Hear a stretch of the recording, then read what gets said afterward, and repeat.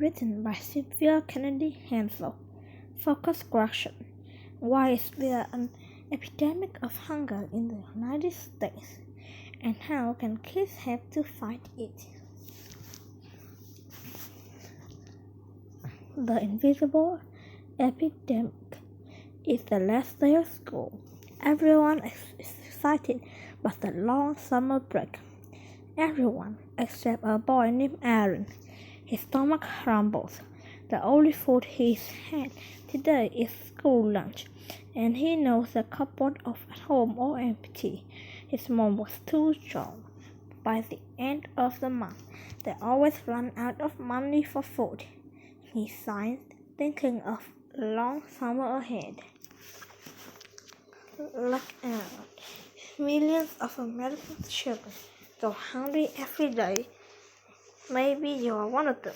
According to the United States Department of Agriculture, 35.2 million Americans live in food insurance homes in 2019. This means they did not always have enough food for everyone living there. Of these Americans, 10.7 million were children.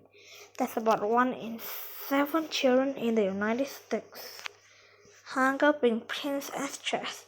The Center for Disease Control and Prevention has found that children who don't get enough to eat have more health problems and miss more school than those who do. When kids are hungry at school, they have harder time learning. Hunger also has long-term effects. Too little food can slow children's physical and mental development. The United States grows a lot of food. The government has programs to help people who can't afford food. Yet there is an epidemic of hunger in the United States. Why? While people can't afford food, when families don't have enough money, they often have to make tough choices. Sometimes that choice is to either pay the bills or eat. Millions of Americans work full-time, and sometimes they go hungry. Women in particular. USDA numbers show that more than 60% of adults receiving food assistance are women.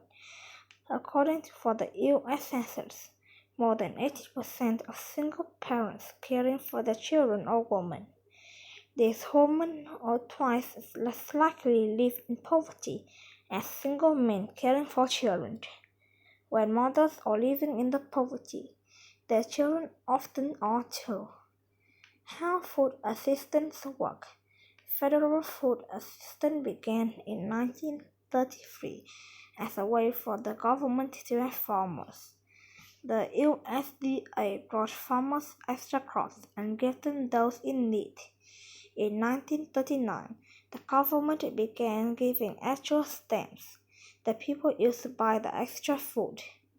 By 1964, the program allowed people to buy any type of food, not just extra from farmers.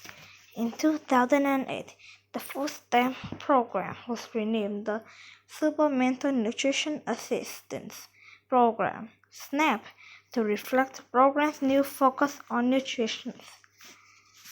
In 2019, SNAP had more than 35 million Americans. The average monthly food stamp benefit is less than $5 a day. Another federal program helps pregnant women and children under the age of 5. It provides specific nutritious food such as milk, baby formula, and baby food. More than 30 million children. The National School Lunch Program also provides free or reduced cost lunches at public schools, regardless of income. The politics of hunger and government offered a safety net to many hungry Americans.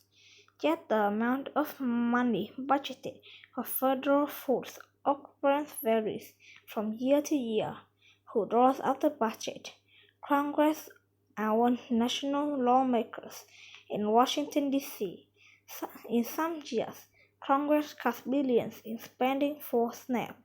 in other years.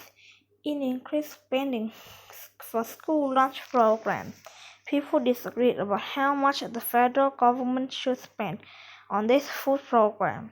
They disagreed about who the government should have feed and about the government should determine who can get help because of other rising costs such as childcare, housing, and education. Many families today struggle to pay the bills. To help with their struggles, some people think more Americans should receive food assistance, filling the gap when government funding is not enough to meet the needs of hungry Americans. Local food programs have filled the gap. Food banks in states collect food from growers, restaurants, and grocery stores. They give the food to charities such as food pantries or soup kitchens that serve the public. Food banks often provide canned or boxed food because storing fresh fruit and vegetables is difficult. For people with lower incomes, the need for this fresh food can sometimes be filled by community gardens. Here, people plant, care for, and harvest food to use at home or share with the community. Many community gardens grow vegetables for the local food banks. Feeding America, the largest organization helping American families, has more than 200 food banks and 6,000 food pantries that feed about 12 million kids each year. However, charities provide less than 6% of the food assigned in the ways of federal food programs were cut. These organizations are finding that they cannot meet the needs of hungry people. They often run out of food and have to turn families away. Kids can make a difference. Many kids help fight hunger in America. Students in New Hampshire hold hunger banquets for the parents. The cost to attend the banquet was canned food for the food pantry. A sixth grade class in Massachusetts made an award-winning video about hunger to educate people in the community. Other students have raised money for the food banks through bake sales, art sales, car washes, walk-a-thons, and read-a-thons. Sam Amado played his cello at a local farmer's market and collected $700 for his local food. Back in Rhode Island, Carson Pendant created a cookbook for biscuits. The cookbook sales raised more than $20,000 for the Northern Illinois Food Bank. Macy Stewart collected 844 pounds of food by handling out bags in her school, asking classmates to fill them for St. Mary's Food Bank in Surprise, Arizona, when 17-year-old William Winslow realized that kids in his part of North Carolina could not have food over spring break. He asked a local grocery store to let him stand outside to talk to people. He taught them about the Backpack Buddies, a program that sends meals home on weekends for students in need. In only 1 week, William collected 1,400 pounds, 635 kilograms of food, and $305. Wait a minute, in cash donations. Now in 4th grade, he still holds a fundraiser each year. In 2016, he organized 171 volunteers to collect donations at 10 grocery stores. Donations provide 11,000 meals to children in this area. In 2017, he hoped to expand throughout the state of North Carolina. William says, "I'm just an involved, regular kid. Any can make a difference if they want to. It's just whether they want to or not." How can people help? People with family garden can donate extra vegetables to local food pantry or plant at an extra pair to donate. Kids can also donate part of their allowance and encourage others to do the same. Kids in Virginia came up with a plan to allow kids to donate a dime to the food bank. Each time they bought lunch, create a plan at the school to support food banks. Find out what the local food bank and charity need and at what time of the year is the greatest.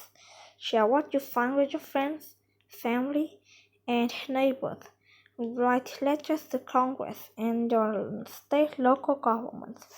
Encourage your leaders to support programs that make sure no child goes hungry.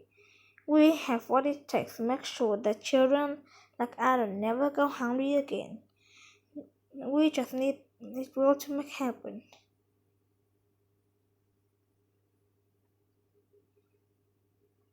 Good job.